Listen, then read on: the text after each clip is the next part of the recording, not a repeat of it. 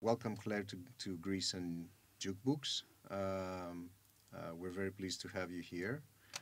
You're the author, a best-selling author in multiple countries. Your book, The Authenticity Project, has more than 11,000 views on Amazon right now and more than 60,000 views on Goodreads. And you have been involved in many different projects discussing difficult topics, addiction, etc., which they have also been portrayed and in your books as well. So it's great to have you here and just discuss about them. And by the way, we are in here where your book, The Authenticity Project, was actually recorded for JukeBooks. Oh, wonderful. I'm so pleased to be here because for several reasons. One, because Greece is one of my favourite countries. It's where my family and I have holidayed for many years. And also because I love audio. I listen to at least one audiobook a week, when I'm driving, when I'm walking. It's a fabulous way to absorb more stories. Oh, that's amazing. So you've been working in advertising. How this experience has actually influenced your writing?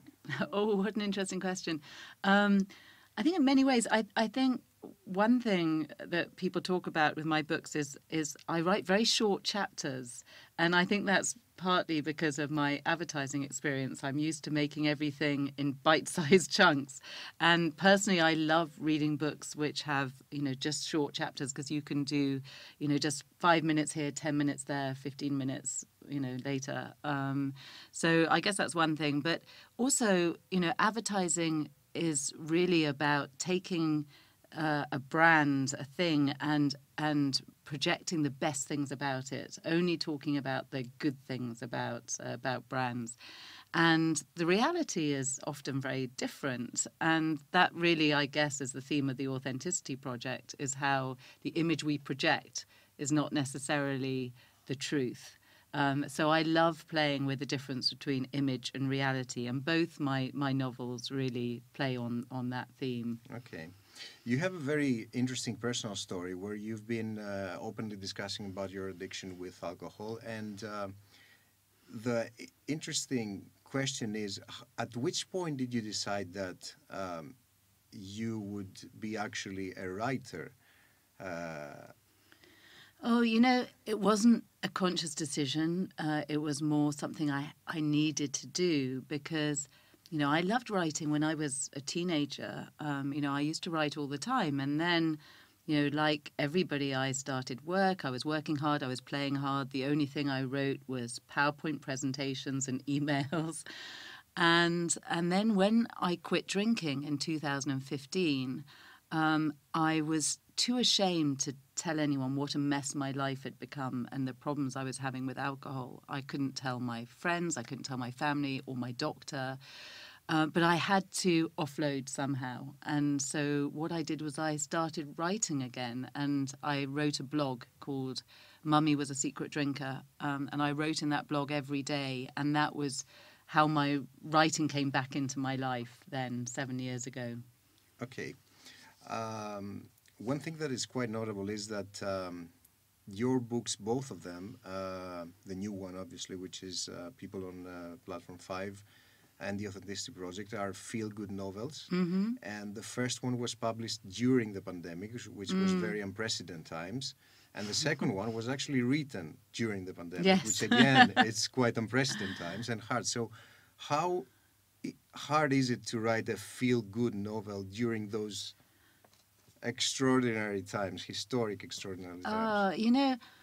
When I was writing the new book, The People on Platform 5, it was, the whole idea really was influenced by the pandemic because we were all in our little separate houses, and I missed my friends and I missed my family, but I also miss strangers. I miss being surrounded by lots of people I didn't know. And I started thinking back to the days when I took the London Underground to work every day. And, there would be hundreds of us crowded into a little space, no masks, no social distancing, all right next to each other. And I thought, actually, I miss those times. And I started thinking about the people that I used to see and how I used to imagine stories about them, and I would make up nicknames for them, but I never spoke to them because that was sort of the first rule of London commuting. You don't talk to strangers. And I thought, what would have happened if I had talked to those people on my commute? And that was the idea for the book. So the whole idea was really born from the pandemic. And to answer your question in terms of how difficult it is to write feel good at a time like that, in a way, it was a joy because writing that book allowed me to take myself back to a normal time. So at the time I was writing, I was transported to 2018 when everything was very, very different. Okay. Regarding the Authenticity Project, one of your main characters, Julian Jessup, is the eccentric painter and creator of the Green Notebook. And he claims that everyone lies about their lives. So that was probably the starting point of the whole novel. How did you actually develop that into the whole plot of the book? Oh, I guess the starting point really for me was in a way my own story, because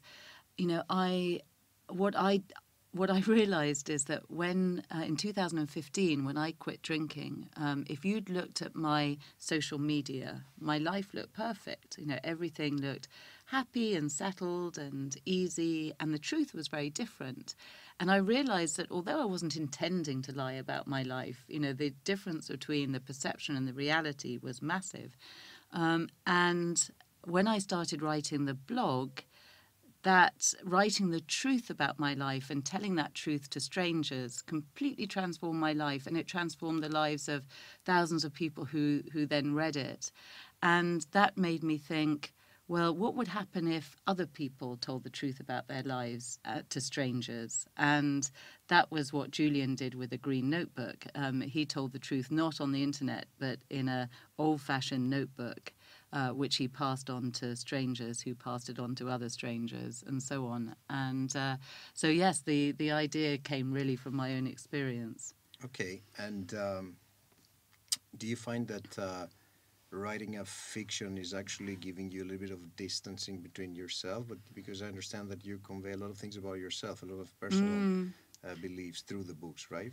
Yes, yeah, and actually, when I was writing the blog, I was writing as therapy, and it was me, pouring my own self onto the page, and I still write as therapy. So now, I still explore the things that matter to me, the things I find hard, the things that I find frustrating, or things that make me angry.